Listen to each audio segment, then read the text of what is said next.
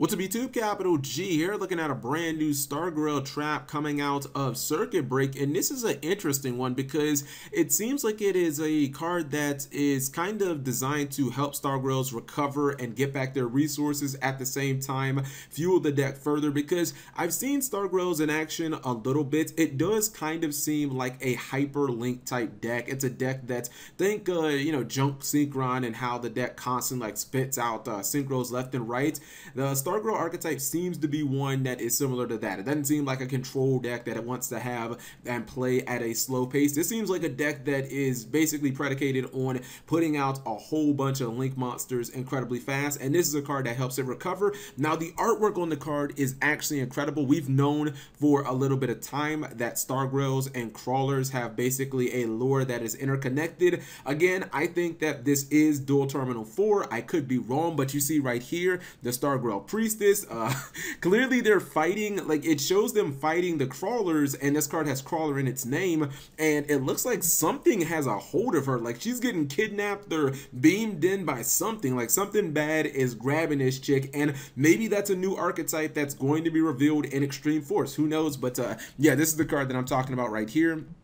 Starrelics bearing Princess. You can clearly see her in the artwork, and yeah, she's going bye-bye, and the others are trying to reach out to her. They're like, no, Princess, or Priestess, not Princess. Anyways, let's go ahead and look at the trap card.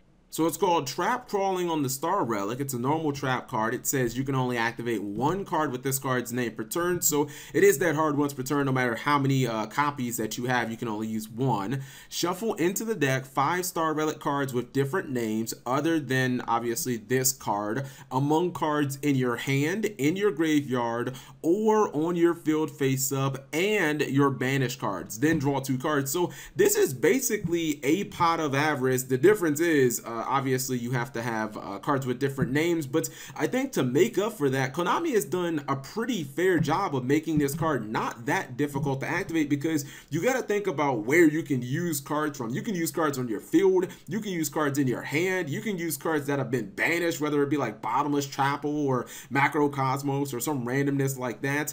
You can pretty much use cards from anywhere in your graveyard. So this is excellent because, you know, it is a little slow that it is a trap. Maybe it would have been better served as a spell so you can activate it immediately, but being a trap does mean that if you have a Starrelics monster on your field and you basically just attack with it, and your opponent would try to use something like Mirror Force, you can obviously chain this card, you can send that card back to your deck or back to your extra deck, and it counts as that activation condition, or it counts towards that activation condition. And this does not target as well. It doesn't say target 5 cards. So, things like Dp-Ygo probably, like they won't be able to disrupt this card because you actually choose the cards at resolution.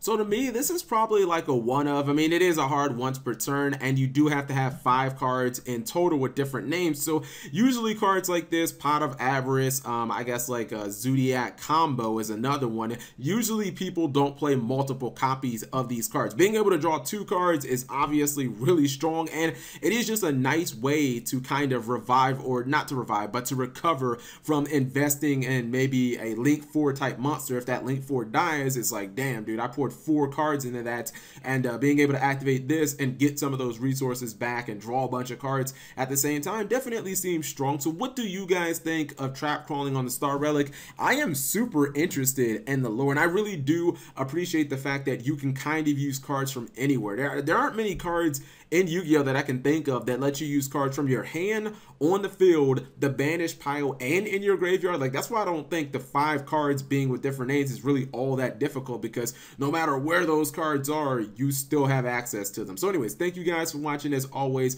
let me know what you think of the card in the comment section below and how you would go about using it. I am definitely liking the fact that Starrelics are still, or excuse me, Starrelics, I guess you can call them Starrelics, are still getting more support and circuit breaking. We'll have to see where the archetype goes in Extreme Force, if they're going to get more cards. I like the lore as well. So anyways, thank you guys for watching. As always, subscribe if you have not already.